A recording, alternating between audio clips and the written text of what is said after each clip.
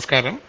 ഇന്ന് നിങ്ങളെ കാണിക്കുന്നത് ചൈനക്കാർ എങ്ങനെയാണ് ഒരു ബുദ്ധക്ഷേത്രത്തിൽ പ്രാർത്ഥനകൾ നടത്തുന്നത് എന്നുള്ള ഒരു കാഴ്ചയാണ് കേട്ടോ. ഇത് ലിൻഷാൻ എന്ന ഒരു സ്ഥലത്തുള്ള ഗോൾഡൻ ബുദ്ധയാണ്. വളരെ വലിയൊരു ബുദ്ധൻ്റെ ഒരു വിഗ്രഹമാണ് കേട്ടോ.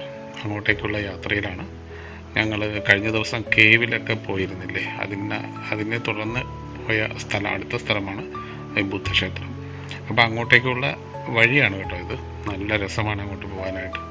അപ്പോൾ ചെന്നാൽ അതിപുരാതനമായൊരു ബുദ്ധക്ഷേത്രമാണ്. ട്രഡീഷണൽ ആയിട്ടുള്ള എല്ലാവിധ കാര്യങ്ങളും അവിടെ മെയിൻറ്റെയിൻ ചെയ്തിട്ടുണ്ട്. നല്ല ഭംഗിയുള്ളൊരു മണിനാദം നമുക്ക് കേൾക്കാൻ പറ്റുന്നുണ്ട്. പിന്നെ അങ്ങോട്ട് നടക്കുമ്പോൾ രണ്ട് സൈഡിലും എന്തൊക്കെയോ അവരുടെ വിഗ്രഹങ്ങളൊക്കെ വച്ചിട്ടുണ്ട്. എന്തോ അവരുടെ ദൈവങ്ങളാണത്.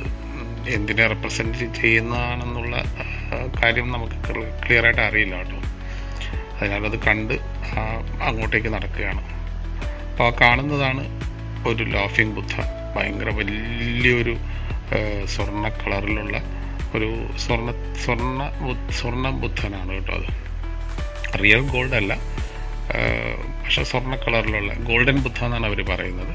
അപ്പോൾ അങ്ങോട്ടേക്ക് നോക്കിയപ്പോഴാണ് ആ കാഴ്ച കണ്ടത്. അവർ ചന്ദനത്തിരി പോലുള്ള ഒരു വലിയ ഒരു സാധനം, നമ്മുടെ സാധാരണ ചന്ദനത്തിരി പോലെയുള്ള ഭയങ്കര നീളവും ഭയങ്കര തടിയുമുള്ള ഒരു മുളയുടെ അത്രയുള്ള ഒരു ചന്ദനത്തിരിയാണ് കേട്ടോ. അത് എല്ലാവരും വാങ്ങുന്നുണ്ട്. അത് അവിടെ പ്രാർത്ഥിക്കാനൊക്കെ ഉള്ള ഇതായിരിക്കും. അപ്പോൾ അതെങ്ങനെയാണ് ചെയ്യുന്നതെന്ന് നിങ്ങളെ ഞാനൊന്ന് കാണിച്ചു തരാം കേട്ടോ. ചൈനക്കാർ എങ്ങനെയാണ് പ്രാർത്ഥിക്കുന്നത്, അവരുടെ രീതികൾ എങ്ങനെയാണെന്ന്.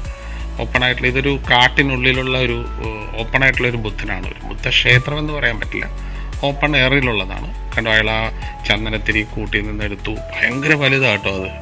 നമ്മുടെ ചന്ദനത്തിരികളൊക്കെ ചെറുതല്ലേ, ഒരാളുടെ പകുതികളുണ്ട്. അപ്പോൾ അത് അവിടെ തീ വെച്ചിട്ടുണ്ട്. അതിൽ കത്തിക്കുന്ന ഒരു രീതിയാണ് കാണിക്കുന്നത്.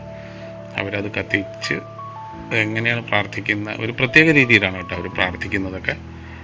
കാണാനൊരു രസമുണ്ട്. അതാണ് നിങ്ങളെയൊക്കെ ഇത് കാണിക്കാമെന്ന് വിചാരിച്ചത്. അപ്പോൾ അയാളത് കത്തിക്കുവാണ് കേട്ടോ. കുറച്ച് നേരം, കാരണം ഒരു നല്ല കാറ്റുമൊക്കെ ഉണ്ട്. അതുകൊണ്ട് അത് കത്തിച്ചതിന് ശേഷം അത് കുത്തിവെക്കുന്ന ഒരു സ്ഥലമുണ്ട്. ഒരു വലിയൊരു ഇതിൻ്റെ ട്രേക്കുള്ളിൽ മണ്ണൊക്കെ ഇട്ടിട്ട് അതിനുള്ളിലാണ് അത് കുത്തി വെച്ചിരിക്കുന്നത്. വേറെ മുമ്പ് വന്ന ആൾക്കാർ ഒത്തിരി ചന്ദനത്തിൽ കത്തിച്ച് വെച്ചിട്ടുണ്ട് കേട്ടോ. അപ്പോൾ അത് എങ്ങനെയാണ് ചെയ്യുന്നതെന്ന് അത് കണ്ടോളൂ കേട്ടോ. ഒരു പ്രത്യേക രീതിയിൽ കുമ്പിട്ടിട്ടൊക്കെയാണ് അവർ പ്രാർത്ഥിക്കുന്നത് കേട്ടോ. അത് വച്ച് അവിടെ കുത്തിവെച്ചു. പിന്നെ അടുത്ത പുറകെ വന്ന ആൾക്കാരും പല സൈസിലുള്ള ചന്ദനത്തിരികളുണ്ട് കേട്ടോ, ചെറുതും വലുതും ഒക്കെ ആയിട്ട്. കണ്ടോ, ഓരോരുത്തരും ഇങ്ങനെ അതുമായിട്ട് വരികയാണ്, വാങ്ങി വരുന്നു, അവർ പ്രാർത്ഥിക്കുന്നു, എന്തൊക്കെയോ പ്രവർത്തിക്കുന്നു അതിനായിട്ട് നിന്ന്. പക്ഷെ പ്രത്യേകത കണ്ടത് എല്ലാവരും ഷൂ എല്ലാം ഇട്ടിട്ടുണ്ട്. ഷൂ ഒന്നും ഊരിയോ അങ്ങനെയൊന്നുമല്ല, എല്ലാ ഷൂവും ചെരുപ്പുകളും ഒക്കെ ഇട്ടുകൊണ്ടാണ്. അപ്പോഴാണ് ഞാനൊരു കാഴ്ച കണ്ടത്.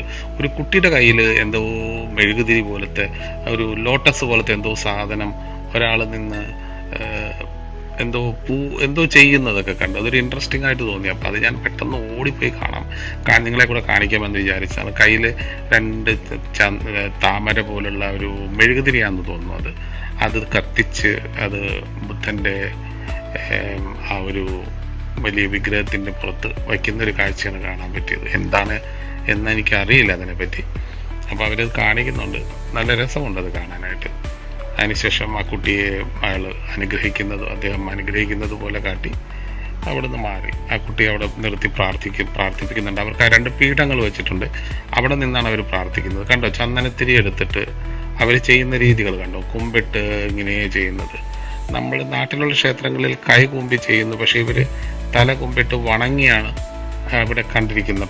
എല്ലാവരും തന്നെ പ്രാർത്ഥിക്കുന്നത് അങ്ങനെയാണ് കണ്ടത് കേട്ടോ.